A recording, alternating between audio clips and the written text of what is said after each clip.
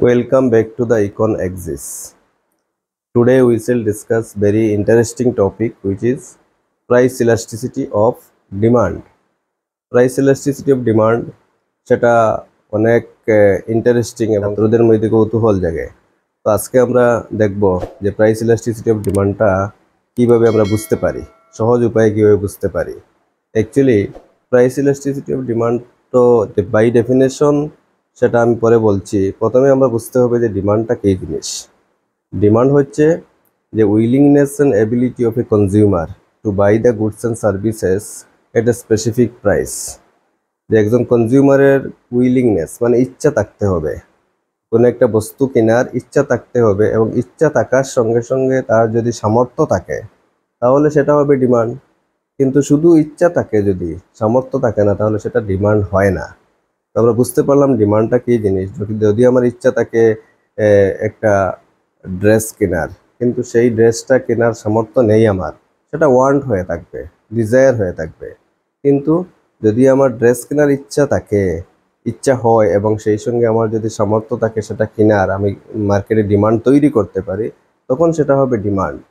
আর ডিমান্ডটা যখন আমরা law of ডিমান্ডে আমরা ডিসকাস করি, তখন দেখি যে ল অফ ডিমান্ড বলছে যে when price changes demand will also change. That is, when price increases demand decreases, and when price decreases demand increases, on the condition that other things remaining the same. মানে according to law of demand আমরা বুঝতে পারি যে যখন একটা বস্তুর দাম বাড়ে সেই বস্তুর চাহিদা কমে, এবং যখন বস্তুটার দাম কমে সেই বস্তুর চাহিদাটা বাড়ে। এবং আমরা প্র্যাকটিক্যালি দেখতে পাই এগুলো সত্যি, যে যখন আমরা দেখি জিনিসের দাম কমছে তখন মানুষে এটা কিনতে বেশি আগ্রহী হয়। আবার জিনিসের দাম বেড়ে গেলে, যেহেতু মানুষের ইনকাম লিমিটেড থাকে, বেড়ে গেলে আবার সেটার উপরে চাহিদা কমে যায়। তো ল অফ ডিমান্ড যেটা আমাদেরকে একটা ডিরেকশন দেয় যে প্রাইস চেঞ্জ হলে ডিমান্ডও চেঞ্জ হয়, কোন দিকে চেঞ্জ হয় সেটা একটা ডিরেকশন দেয়, যে এটা নেগেটিভলি চেঞ্জ হয়। যেমন প্রাইস বাড়লে ডিমান্ড কমে, প্রাইস কমলে ডিমান্ড বাড়ে, এটা নেগেটিভ চেঞ্জেস। কিন্তু প্রাইস ইলাস্টিসিটি অফ ডিমান্ড সেটা কি বলছে, যে price elasticity of demand is defined as the degree of responsiveness of changes in quantity demanded of a commodity with respect to change in its price. That price elasticity of demand is defined as the degree of responsiveness. You see here, price elasticity of demand, symbolically it is mentioned as EP, is defined as the degree of responsiveness of quantity demanded of a commodity with respect to change in its price.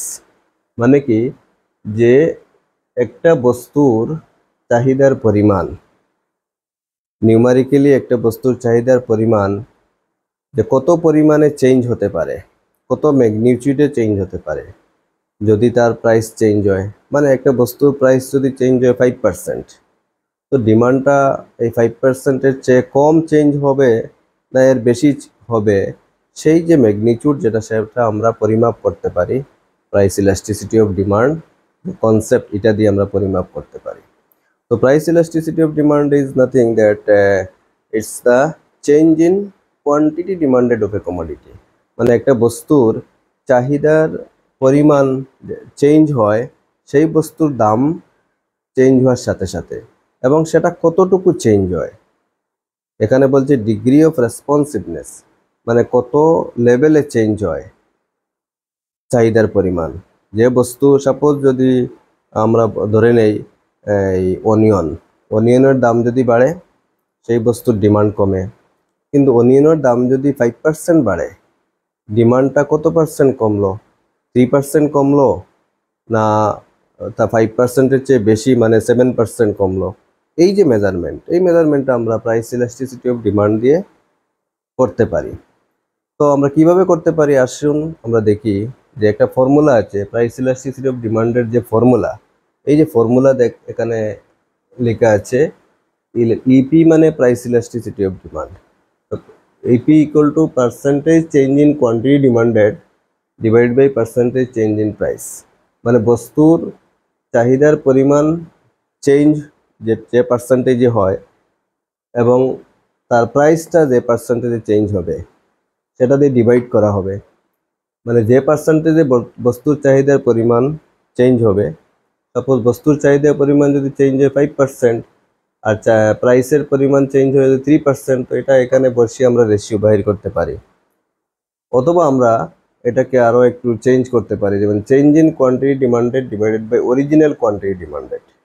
মানে একটা বস্তুর চাহিদার পরিমাণ কতটুকু change হলো, change in quantity demanded, যে পরিমাণে change হয়েছে, মানে ইনিশিয়াল যে যত ছিল চাহিদা তার চেয়ে কত পরিমাণ চেঞ্জ হলো, প্রাইস ইনিশিয়ালি যত ছিল এবং বস্তুর চাহিদা যত ছিল, সেখান থেকে প্রাইসটা চেঞ্জ হওয়ার সাথে সাথে বস্তুর চাহিদা কোথায় এলো, সেই সেই যে ভ্যালু যেটা আমরা যদি এখানে পুট করি, তো এটা ডিভাইড হবে অরিজিনাল কোয়ান্টিটি ডিমান্ডেড।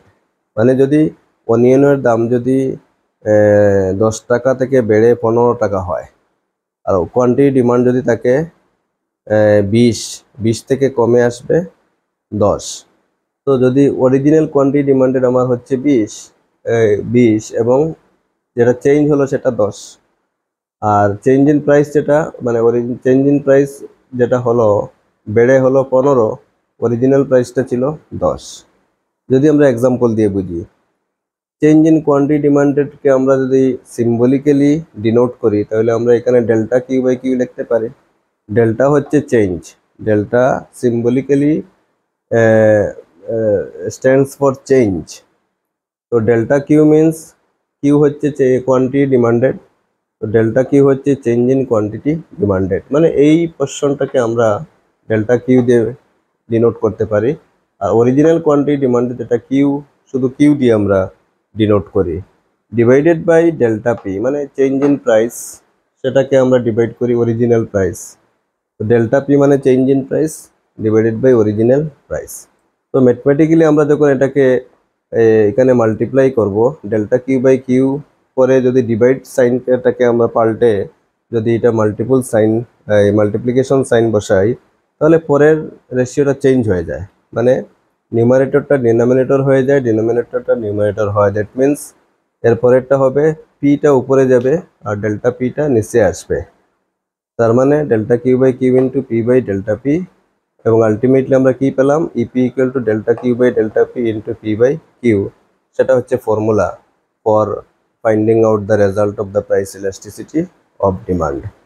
তো আমরা এখানে বুঝতে পারলাম যে price elasticity of demand can be measured numerically with the help of this formula. Okay, thank you so much.